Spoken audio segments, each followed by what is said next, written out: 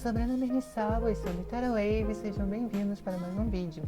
No vídeo de hoje a gente vai falar sobre a questão da trama e dos conflitos, como os conflitos carregam a trama, como a trama é carregada pelos conflitos. E eu acho que isso é um tema muito relevante porque é um dos erros principais que eu vejo em obras de autores iniciantes. Se você vai no Wattpad, por exemplo, e busca coisa para ler, a gente vê muito, por exemplo, faltas de conflitos nas histórias, personagens que resolvem coisas muito fáceis, personagens que são protagonistas muitas vezes que são muito fortes, muito empoderadas, muito inteligentes, que são quase seres oniscientes dentro da própria história. E isso não é legal, porque o conflito é exatamente aquilo que gera todo o impulso dos personagens para ação. O que a gente precisa saber? Toda trama, ela, a partir dessa estrutura, principalmente estrutura clássica, não vou aprofundar muito nesse assunto que é a estrutura clássica, mas de modo geral, por mais que existam outras formas de estrutura, a estrutura clássica ainda é predominante, é a que faz mais sucesso, e mesmo as outras formas de estrutura geralmente estão ali juntinhas tem uma base, pelo menos, na estrutura clássica para poderem se apoiar. Então, dentro da estrutura clássica, a gente tem como os dois principais bases, fundamentos dela, duas coisas: personagem e trama. E muitos teóricos, muitos autores defendem o fato de que personagem é até mais importante do que a trama em si, ainda que eu acho que faz sentido, mas a gente tem que pensar nas duas coisas, não tem como você pensar mais em uma do que na outra. As duas coisas são muito importantes. E nesse diálogo entre personagem e trama, existem dois pontos que são cruciais. Um a gente vai falar nos vídeos de hoje, que são os conflitos, e o outro são os desejos. São duas coisas que estão, na verdade, ligadas, e são as duas coisas que fazem o diálogo entre personagem e trama. Por quê? Porque o personagem ele só se move através de conflitos. São os conflitos que levam o seu personagem a praticar ações. São as ações dos personagens que fazem... Não são os desejos dos personagens que fazem de praticar ações, mas são os conflitos que tornam essas ações interessantes. Sem os conflitos, as ações elas são banais, elas são triviais, elas são fáceis, elas são sem graça, elas não acrescentam, elas não criam expectativa no seu leitor, elas não fazem o seu leitor se perguntar: e agora? O que vai acontecer? Como é que isso vai se resolver? Como é que isso vai ser solucionado? Qual vai ser a resposta que esse protagonista vai dar? O que ele vai estar buscando através disso? Então, o conflito ele tem que ser uma coisa que desafia o seu personagem, e isso é algo que a gente acompanha na teoria da literatura desde Aristóteles, que nossa obra poética fala que todo personagem ele tem que se ferrar, ele tem que quebrar a cara, ele tem que buscar coisas e não conseguir essas coisas. Porque o que acontece? Se não tem conflito, o personagem não sai do lugar, ele não tem por que se mover. O conflito é, por exemplo, quando chega um mago doidão ali no seu condado e fala: olha, bora buscar esse anel daqui, esse anel que tá aí na sua casa, vamos pegar e vamos jogar lá no vulcão. Bora queimar o anel lá no vulcão. É isso aí. Então, esse é o conflito, e isso faz o personagem se mover. Ele ainda tá no que na jornada do herói a gente chama de no mundo comum, né? Na realidadezinha dele do dia a dia, aquela coisa banal, trivial. E é a partir de um conflito que ele vê que aquilo acabou, que ele vai ter que sair dali, que ele vai ter que se movimentar, que aquela vidinha do dia a dia não vai dar mais pra ele. E é isso que vai fazer a história existir, começar, e outros conflitos vão acontecendo em ordem de fazer esse personagem sair do lugar e continuar numa aventura, numa jornada em busca do que ele deseja. Muitas vezes é voltar, né? Alguma coisa desencadeou uma mudança na vida desse herói, deu uma bagunçada na vida dele, e ele quer reorganizar a vida dele, a coisa mais natural possível. E para reorganizar a vida dele, o que ele vai fazer? Ele vai enfrentar conflitos.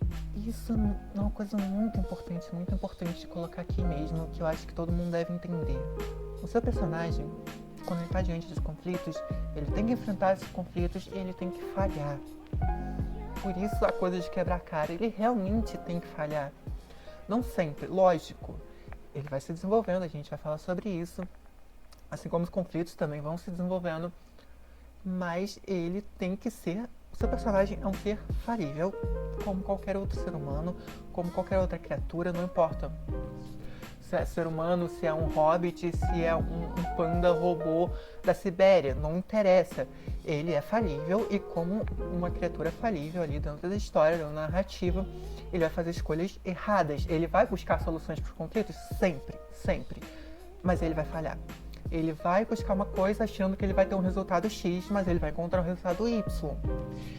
Se o seu personagem não falha, se ele simplesmente vê o conflito na frente dele e dá uma resposta imediata, e essa resposta é efetiva, e o conflito vai embora, aí depois você coloca um outro conflito e dá essa mesma dinâmica de responde ao conflito, dá certo, vai embora, a história fica desinteressante, esse personagem não tem desafio, ele parece que é especial demais, que ele é bom demais, e ninguém se interessa por uma história de alguém que seja perfeito, de alguém que já tenha todos os problemas da vida dela resolvidos, porque a história é o desenvolvimento de um problema na vida de alguém, basicamente. É porque ter defeito é uma coisa pra se identificar com o personagem, né? Sim, e isso é muito importante, porque esses defeitos também não podem, e consequentemente os conflitos que vão ser gerados através desses defeitos não podem ser aleatórios. Todo personagem, isso a gente vai falar em algum vídeo sobre criação de personagem, porque é um tema muito, muito importante também, ele tem o que a gente chama de uma falha trágica, que a gente pode entender melhor chamando de uma falha de caráter. Ou seja, é de fato uma falha de caráter, ele tem algum problema, tá? Ele pode ser preguiçoso, ele pode ter problema de controle de raiva, ele pode ter problema de ser egoísta, de ser presunçoso, de achar que pode controlar todo mundo com dinheiro, não interessa. O seu personagem, ele pode ser medroso, tanto faz. Ele tem algum problema e são exatamente essa falha de caráter dele que tem que pautar os conflitos que ele vai enfrentar. Ou seja, esses conflitos eles têm que fazer sentido para esse personagem, porque senão não é um conflito. Se ele é um personagem corajoso, não adianta você ficar colocando conflitos que testem a coragem dele, ele vai responder bem esses conflitos. Ele pode ser corajoso, mas ele é preguiçoso. Então, por mais que ele seja muito, não tenha medo de nada, ele não gosta muito de sair do lugar. Então, os problemas têm que estar relacionados ao fato de ele não querer sair do lugar. Por mais que ele tenha coragem de enfrentar o dragão que está destruindo aquela vila, ele não quer sair do sofá para enfrentar o dragão que está destruindo aquela vila. E pessoas são feridas e vão pedir ajuda para ele. Ele, enfim... Os conflitos do seu personagem têm que estar diretamente associados com essa falha de caráter. Então, quando você estiver criando seu personagem, você pensa bem sobre qual a falha de caráter que vai movimentar essa história. Por quê? Porque os conflitos eles não estão lá à toa. São eles que criam a dinâmica da história, sim, são eles que criam a dinâmica da história, mas o mais importante é a gente saber que eles também criam uma outra coisa, que é o desenvolvimento do seu personagem. Porque, novamente, falando da narrativa clássica, na narrativa clássica, o seu personagem, ele é desenvolvido. Ele cresce durante a história, a gente até fala da questão da curva do personagem, mas essa curva do personagem significa basicamente que ele vai passar por um processo de amadurecimento. Ou seja, ele tem a falha trágica dele, que vai gerar problemas, ele vai ter os conflitos relacionados a essa falha trágica, ele vai quebrar a cara, porque ele tem um problema, ele tem uma dificuldade para enfrentar isso, mas ele vai crescer, ele vai errar e vai aprender com os erros. Sabe, quando alguém chega pra gente e fala que os erros servem como aprendizado, que a vida é feita de erros, que não tem como a gente não errar simplesmente na vida, e que o melhor que a gente pode fazer é aprender com os nossos erros e ir melhorando. É isso.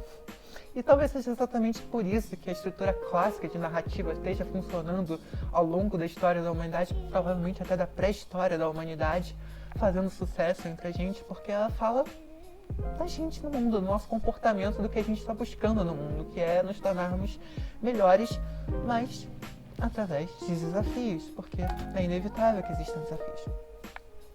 Então o seu personagem ele vai amadurecendo, ele vai crescendo ao longo da história, e ele vai respondendo melhor os conflitos, mas os conflitos também vão crescendo e vão se tornando mais desafiadores. E aí a gente entra numa outra questão muito, muito, muito importante do conflito, que é como colocar isso dentro da sua estrutura narrativa. Porque os conflitos eles precisam ser progressivos porque o seu personagem está amadurecendo. Então, o conflito inicial, ele é um conflito bobinho, que dá uma mexida na vida, naquela vidinha pacata do dia a dia do seu personagem. Dá uma bagunçadinha ali. Não é um grande conflito, é uma bagunçadinha. A partir disso, ele vai tendo alguns outros conflitos até que ele chega no ponto, que é o que a gente chama de incidente excitante, que é a passagem do primeiro ato para o segundo. A gente vai falar mais sobre isso, sobre a estrutura de 3 atos, em algum outro vídeo, mas apenas para que você tenha uma ideia de que os conflitos eles têm que entrar numa lógica cronológica. Lógica cronológica, mas enfim, vocês entenderam, né? Eles têm que estar obedecendo uma certa ordem dentro da narrativa. Então, ele começa com uma coisa bobinha que tira ele do lugar comum, vai crescendo até ele chegar num ponto em que ele percebe, tá, não tem jeito, eu vou ter que pegar esse anel e sair de casa e ir me aventurar pelo mundo para jogar ele no vulcão. Então, a partir daí não tem mais volta. Ele percebe que ele precisa fazer alguma coisa e os conflitos convenceram ele a fazer essa coisa, certo? Então a gente entra no segundo ato e esses conflitos eles chegam aí um pouco para testar esse personagem. Ele saiu do lugar comum, ele está fora da zona de conforto dele e ele está se familiarizando com essa nova realidade e os conflitos vão começar ainda um pouquinho mais leves, mas crescendo, a testar ele até chegar no midpoint, que é um conflito maior do segundo ato.